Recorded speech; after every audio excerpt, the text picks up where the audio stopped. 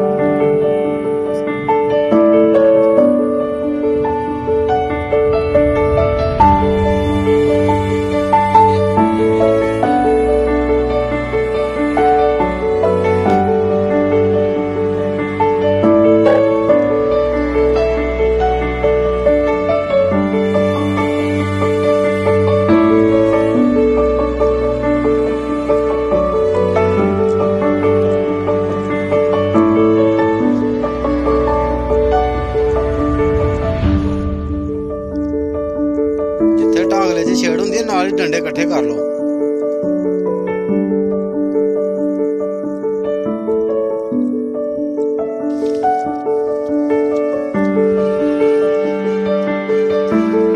ਡੰਡੇ ਨੂੰ ਇੱਥੇ ਗੱਡ ਕੇ ਵਿੱਚ ਹੋ ਅੱਗੇ, ਠੀਕ ਆ, ਗਾਡੇ ਨੂੰ ਉਹਨਾਂ ਦੇ ਵਿੱਚ ਅੱਗੇ ਹੋ